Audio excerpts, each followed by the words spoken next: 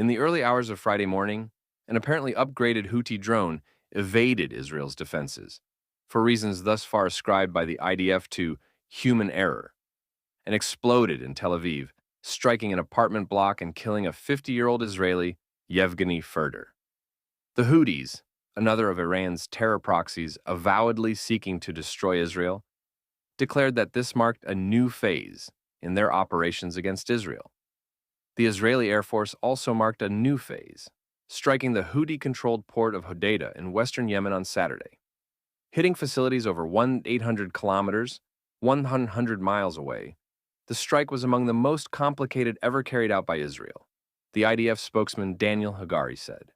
The strike, carried out by dozens of Israeli aircraft, targeted fuel depots and energy infrastructure at the port, in addition to cranes. According to the military, the strike on the fuel depot was a major blow to the Houthi economy, and the cranes being taken out of service prevents the group from bringing in more Iranian weapons via the port that have been used to target Israel, along with commercial and military ships in the Red Sea.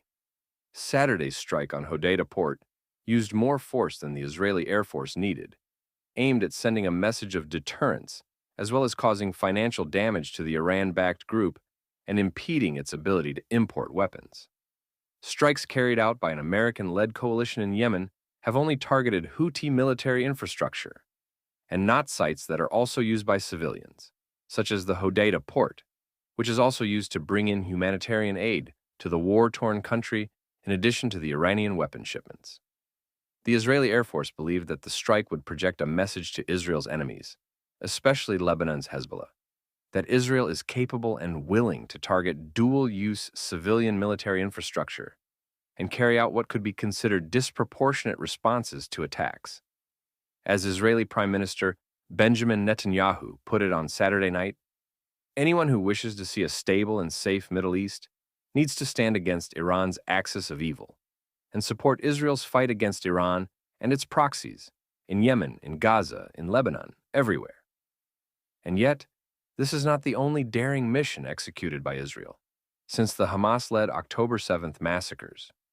While U.S. officials kept publicly insisting that Iran had nothing to do with the October 7th pogrom, Israel allegedly assassinated several Iranian Islamic Revolutionary Guard Corps commanders on April 1st at an Iranian consulate building in the Syrian capital of Damascus, including two generals, one of whom was considered an architect of October 7th.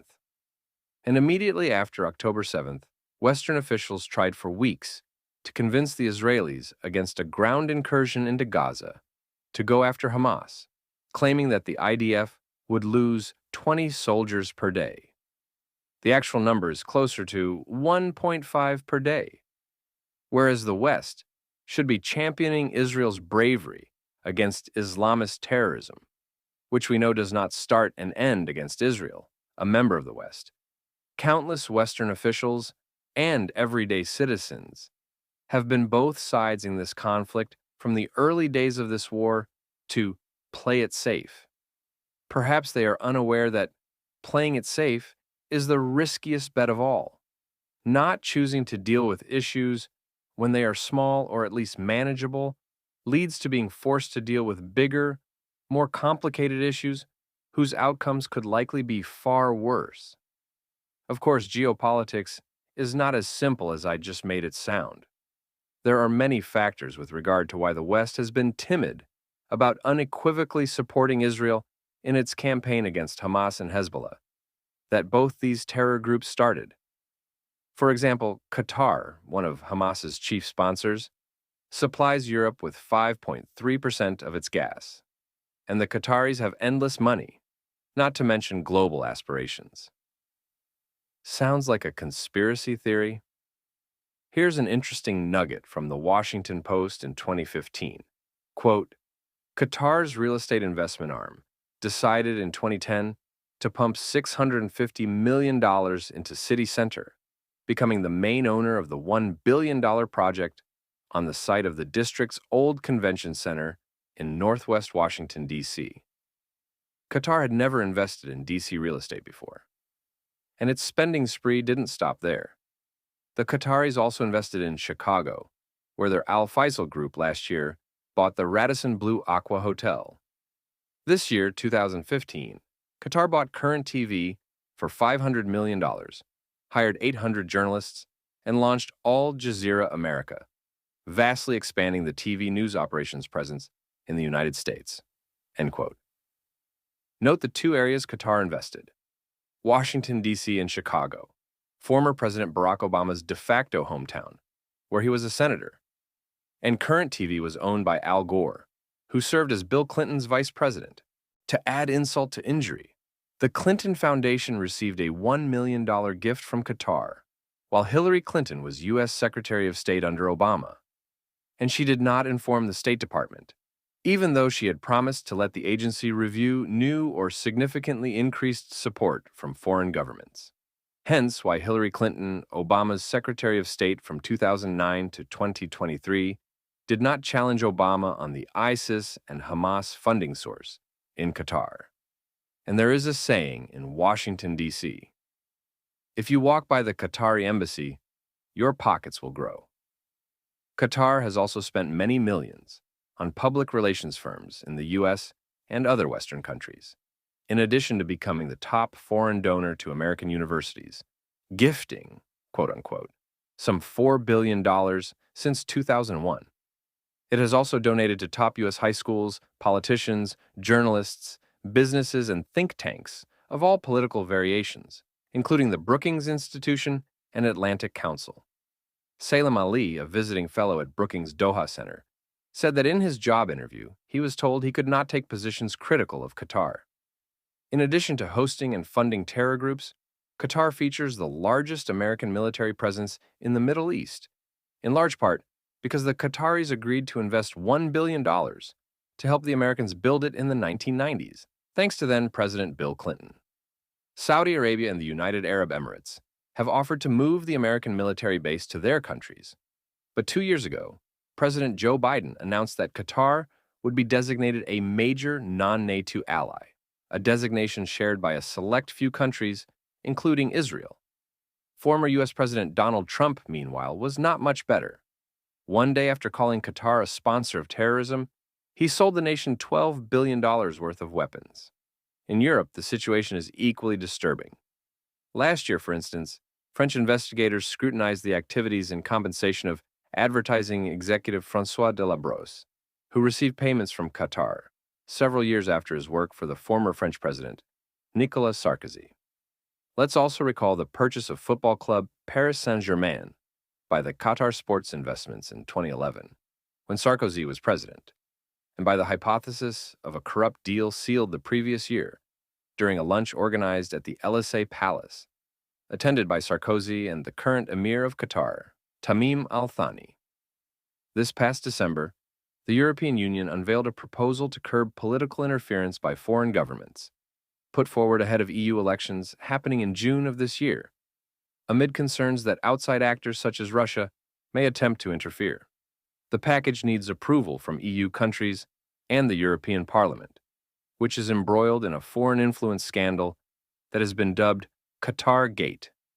Belgian authorities have been investigating alleged bribes said to have been paid by Qatar and Morocco in an attempt to steer some of its deliberations. This past January, the U.S. quietly reached an agreement that extends its military presence at the sprawling base in Qatar for another 10 years. U.S. Secretary of Defense Lloyd Austin visited the base in December and thanked the Qataris for their increased spending on the base. Meanwhile, Qatar paraded a deal it brokered about in January to have much-needed medicine sent to the Israeli hostages in Gaza. Turns out, the medicine was never delivered to them. A month after the deal, the Qataris, who tried to profit off this scam by using it as so-called good PR, claimed that the medicine was finally delivered, only after the IDF found that this much-needed medicine did not reach the hostages. Here's how Seth Frantzman, a Middle East security analyst, put it, quote, "The fact is that it's not just Hamas holding the hostages. From the very beginning, the real culprit behind October 7th is not in Gaza, but abroad. October 7th was planned to benefit not Gaza or Israel, which are the main victims, but rather for the benefit and profit of those who host Hamas. Iran is another one of these culprits. It funds terror proxies across the Middle East, including Hamas, Hezbollah, and the Houthis, with the goal of exacting violence, destruction, and death on Western countries and entities, standing in the Iranian way of realizing a hegemonic caliphate in the Middle East and, perhaps, elsewhere. Both Barack Obama and Joe Biden, during their time as U.S. president, as well as their Western partners, lifted sanctions that were crippling the Iranian economy, even as the Iranians continued to pursue their nefarious nuclear weapons program. Why were the sanctions lifted?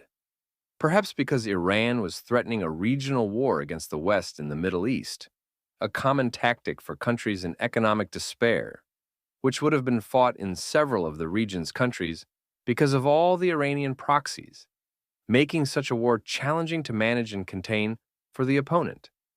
Israel, having already pulled off a successful attack against another Middle Eastern country in pursuit of nuclear weapons, has for years been encouraging the West to attack Iran directly. In 1981, Israel conducted airstrikes against an unfinished Iraqi nuclear reactor named Osirak, located 17 kilometers, 11 miles, southeast of Baghdad, in what is known as Operation Opera, and that did not lead to a war. Thus, a Western assault on Iran's nuclear ambitions would have served as legitimate deterrence and a stark warning to Iran's oppressive, anti-Western Islamic fundamentalist regime. Even Ehud Barak, the leftist former Israeli prime minister, tried to convince the Obama administration to act militarily against Iran, saying, quote, "You could bomb from 50,000 feet. Nothing in Iran's arsenal can shoot that high. You could destroy Iran's nuclear facilities without interference, or fear of losing a single plane. 1 hour of bombing and it's over." Instead, the West has done a lot of talking, but not so much doing in combating the Islamist war against it. Israel, meanwhile, fully understands the threat, and for years has demonstrated a willingness and capability to undertake the dirty work that the West seems scared to do. While these actions are often contentious and fraught with ethical dilemmas, they underscore a determination to ensure the Jewish state's survival in a hostile environment. Western nations, particularly in Europe and North America, have historically had the luxury of geographical buffers and alliances that offer a layer of protection against immediate threats. And yet, the tremendous rise in unfiltered immigration and international communications like social media make these buffers increasingly insignificant. When the West decides to wake up to this reality, hopefully sooner than later, at least they will have a willing and capable partner in Israel.